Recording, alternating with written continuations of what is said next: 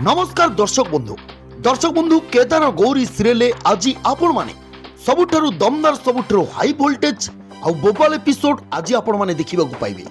तबे दर्शक बंधु केदार को मारिबा बेले रेड हैंड से बीणा को धरी नेले गौरी आ बीणा को ता पाप पाई आज एक अजब प्रकार प्रायश्चित करने को पड़िबो।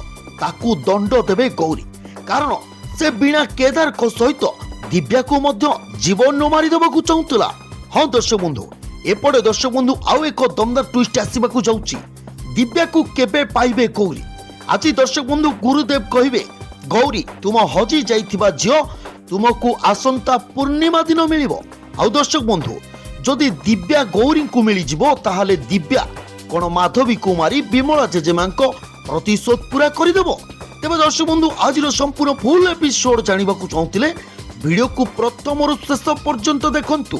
तेज दर्शक बंधु आज गौरी आउ केदार से बीणा को रेड हैंड धरिबे जेतेबेले से दिव्या को मारिबा पई चेष्टा करुथबो। बीणा गौरी को कहबो गौरी दीदी तमे जहा कहबो मु तम कथा सबु किछि मानिबी तमे जे कोनची दंड मते दबो मु भोगिबा को प्रस्तुत अछि किंतु मो स्वामी की घर लोकन को मो भूल बाबदरे जम्मा भी जणाओनी। केदार कहबे गौरी तमे तो जानिचो बीणा कर छोट छुआंक प्रति लोभ की मोह किछि भी हेले नहीं से छोट छुआर क्षति करबा पई केमिति भाबी पारिले मते तो आश्चर्य लागुची ए कथा तांको मन को आसिला केमिति। गौरी तांको एमिति दंड दियो से जेमिति केबे भी आ जीवन एमिति काम करबा को भाबी भी परिबेनी। गौरी कहबे मो जेजे आगुरु जो दंड दउतले मु आज सेई दंड ए बीणा को देबी। सुन बीणा तो दंड कोन मु तते कहूची आज ठारू 15 दिन पर्यंत तू सात्विक आहार करिवु पवित्रता रक्षा करिवु भोग विलास कामना वासना इच्छा मनरु त्याग करिवु मन को शुद्ध रखिबु देह को मध्य शुद्ध रखिबु भोलानाथ को स्मरण करिवु तांको भक्ति रे लीन होई तांको मंत्र को जप करिवु।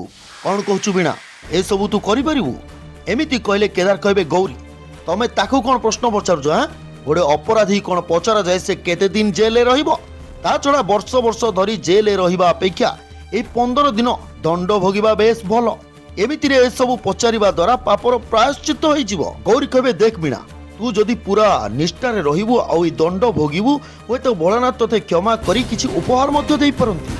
दर्शक बंधु बीणा दोष लुचेबा को जाई बीणा गौरी को शर्त रे राजी हे जिवो। आ गौरी आज समस्त को कहबे बीणा आज केदार को जीवन बंचई देछि मिछ कहबे गौरी समस्त आगे। आ गौरी कहबे केदार को गोटे बिछा कामुड़िया गला बेलू बीणा से बिछा को देखी से बिछा को दली फोपाड़ी देला आउ मु जे ए घरे पुरुष लोकर मृत्यु देखिबार स्वप्न देखितिली ताहाबे दूर दूर होई गला। बीणा को ए काम पई जेते धन्यवाद देले भी कम पड़ी जिवो मो पाखरे किंतु आउ गोटे कथा मु समस्त को कहि दउची सुनंतु ए घरर मंगल पई बीणा 15 दिन पर्यंत संसार त्याग करी सात्विक जीवन जीव। आउ दर्शक बंधु ए कथा सुनी समस्त आश्चर्य होइबे। चंदन कहबे बीणा आज जाए तमे दामी ड्रेस दामी ज्वेलरी न पिंधि तमे घरु बाहर को गोड़ बाहर करना हेले तमे ए सात्विक जीवन केमिति जी पारिबो। पीसीमा कहबे बीणा तू निज कथा छाड़ी केबे कहा कथा भाबिनी अन्य मानको कथा न भाबिबा आमे आगुरु तोते देखिछु आ एमिति निस्वार्थ पर भाबे तू केमिति चिंता करि पारुछु। दर्शक बंधु माधवी कहबो मु तो तते केबे आगुरु एमिति देखिनी भिड़ा। सुन बीणा तू तो भोलानाथ ना दिने भी पाटी नहींनु कि भक्ति करूनु आ तू ठाकुर को विश्वास भी करूना आ तू की भक्ति करू बा। दर्शक बंधु या पर हठात बीणा ता देहरु सबु अलंकार बाहर कर तले रखिबो। हठात बीणा को समस्त देखि आश्चर्य होइजिबे। या पर बीणा पानी आनी निज मुंडरे ढालिबो। बीणा कहबो गौरी दीदी जेमिति कहबे मु आगामी 15 दिन जाए संसारर सबु त्याग भोग विलास को त्याग करी मो जीवन को भोलानाथ को समर्पण करदेवी आउ या द्वारा मु करिथिबा पापरु मुक्ति मिलिबो आउ क्षमा मिलिबो ता सहित ए घर परिवार रो भलो लोकंक मंगल पई ईश्वर को भिक्षा मागिबी। पीयूष कहबे वाह केदार भाई मो दीदी ए बीणार रूप कोन पूरा ढांचा बदली देले खुनी बीणारु तपस्विनी बीणा पलटि गला। देखो देखो केते शांत केते निरीह ओह वाओ मो दीदी पूरा ग्रेट केदार भाई। केदार कहबे अरे पीयूष तू कोन जानिनु तो दीदी सबु बेले कमाल करंती।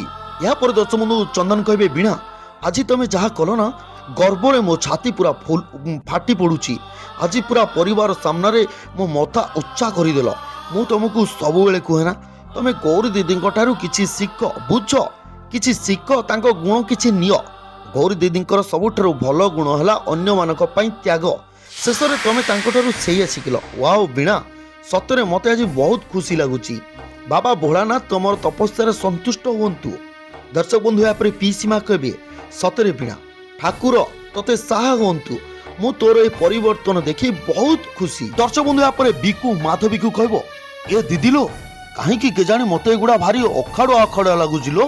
ଏ ବୀଣା ହଠାତ୍ ଏତେ ଚେଞ୍ଜ କେମିତି ହେଇଗଲା, ଏତେ ବଦଳିଗଲା କେମିତି? ଆରେ ଇଏ ତ କେଦାରକୁ ମାରିବା ପାଇଁ ଷଡ଼ଯନ୍ତ୍ର କରିଥିଲା ନା, ଆଉ ଇଏ କେଦାରଙ୍କ ଜୀବନ ବଞ୍ଚଉଛି କେମିତି? ଦର୍ଶକ ବନ୍ଧୁ ଏମିତି କହିଲେ ମାଧବୀ କହିବ, ଆରେ ଖାଲି ଅଡୁଆ ଲାଗୁନି ବିକୁ, ମତେ ଆଶ୍ଚର୍ଯ୍ୟ ବି କରିଦେଉଛି। ଯୋଉ ନିଆଁ ଘର ଜଳେଇବା ପାଇଁ ଲଗା ଯାଇଥିଲା, ଘର ନ ଜଳେଇ ସେଇ ନିଆଁ ଓଲଟା ମଙ୍ଗଳ ଦୀପ ଜଳେଇବ? ନାଇଁ ରେ, ୟା ଭିତରେ ନିଶ୍ଚୟ କିଛି ନା କିଛି ଅଛି। ଆରେ ବିକୁ, ସେ ଗୌରୀ ନା ଭାର ଚାଲା, ଏମିତି ଖେଳ ଖେଳିଛି ଯେମିତି ଭେଦ ପାଇବା ବି କଷ୍ଟ। ବୀଣା କେଦାରକୁ ମାରିବା ବେଳେ ନିଶ୍ଚୟ ଏ ଗୌରୀ ବୀଣାକୁ ରେଡ୍ ହ୍ୟାଣ୍ଡ ଧରି ନେଇଛି। ଆଉ ଶୁଣ, ଆଉ କେହି ଯେମିତି ଏ କଥାକୁ ଜାଣି ନ ପାରନ୍ତି, ସେଇଥିପାଇଁ ଇଏ ତାକୁ ଖୁନିରୁ ତପସ୍ୱିନୀ କରି ସମସ୍ତଙ୍କ ଆଗରେ ଛିଡା କରିଦେଇଛି। ଆରେ ଏ ଖେଳ ମୁଁ ପୁରା ପିଲାଦିନେ ଢେର ଖେଳିଛି। ଇଏ ମତେ କଣ ବୋକା ବନେଇବ? ଭାବୁଛି ମୁଁ ବୁଝିପାରିବିନି। ଦର୍ଶକ ବନ୍ଧୁ ଏମିତି କହିଲେ ବିକୁ କହିବ, ଏ ଦିଦିଲୋ, ତୋ ଆଖିଟା ନା ପୁରା ଚିଲ ଆଖି, ଆଉ ତୋ ବ୍ରେନଟା ନା ପୁରା ପିଲା ବେଳୁ ସୁପର କମ୍ପ୍ୟୁଟର ଭଳି। ଦର୍ଶକ ବନ୍ଧୁ ଆଜି ଘରକୁ ଗୁରୁଦେବ ଆସିବେ, ଆଉ ଗୌରୀ ଗୁରୁଦେବଙ୍କୁ ପଚାରିବେ ସିଏ ସମସ୍ତଙ୍କ ଉପରେ ଆସୁଥିବା ବିପଦ ଜାଣିପାରୁଛନ୍ତି, କିନ୍ତୁ ଦିବ୍ୟା ଉପରେ ଆସୁଥିବା ବିପଦ କାହିଁକି ଜାଣିପାରୁନାହାନ୍ତି? ଏହାର କାରଣ କ'ଣ? ଦର୍ଶକ ବନ୍ଧୁ ଗୁରୁଦେବ କହିବେ, ସତ ହେଲା ଏଇଆ ଯେ ଦିବ୍ୟା ଉପରେ କୌଣସି ବିପଦ ନଥିଲା, ସଙ୍କଟରେ ଥିଲେ କେବଳ କେଦାର। ଦର୍ଶକ ବନ୍ଧୁ ଆଜି ଗୁରୁଦେବ ଗୌରୀଙ୍କୁ ଦିବ୍ୟା ବିଷୟରେ କିଛି ସଂକେତ ଦେବେ। ଗୁରୁଦେବ କହିବେ ଗୌରୀଙ୍କୁ, ହଜି ଯାଇଥିବା ଝିଅ ମିଳିବାର ବାଟ ମିଳିଯିବ ତମକୁ। ଆସନ୍ତା ପୂର୍ଣ୍ଣିମାରେ ଗୌରୀ ତା ଝିଅକୁ ପାଇବାର ବହୁତ ସମ୍ଭାବନା ରହିଛି। ତେବେ ଦର୍ଶକ ବନ୍ଧୁ ଯଦି ଗୌରୀଙ୍କୁ ତାଙ୍କ ଝିଅ ମିଳିବ, ତାହେଲେ କ'ଣ ଦିବ୍ୟା ସେ ମାଧବୀକୁ ମାରି ବିମଳା ଜେଜେମାଙ୍କ ପ୍ରତିଶୋଧ ପୁରା କରି ଫେରିବ? ନା ଦର୍ଶକ ବନ୍ଧୁ ତା ପୂର୍ବରୁ ଏ ମାଧବୀ ଦିବ୍ୟାକୁ ଖୋଜିକି ମାରିବା ପାଇଁ ଚେଷ୍ଟା କରିବ? ଦର୍ଶକ ବନ୍ଧୁ ମତାମତ ନିଶ୍ଚୟ କମେଣ୍ଟ ବକ୍ସରେ କମେଣ୍ଟ କରିବାକୁ ଜମାରୁ ଭୁଲନ୍ତୁ ନାହିଁ। ଆଉ ଦର୍ଶକ ବନ୍ଧୁ ଭିଡ଼ିଓ ଭଲ ଲାଗିଥିଲେ ଭିଡ଼ିଓକୁ ଲାଇକ୍ କରନ୍ତୁ, ଚ୍ୟାନେଲକୁ ସବସ୍କ୍ରାଇବ୍ କରନ୍ତୁ, କାହିଁକିନା ଏଇଭଳି ଓଡ଼ିଆ ଧାରାବାହିକ ଅପଡେଟ୍ ପ୍ରତ୍ୟେକ ଦିନ ଆପଣମାନେ ଆମ ଚ୍ୟାନେଲରେ ପାଇପାରିବେ।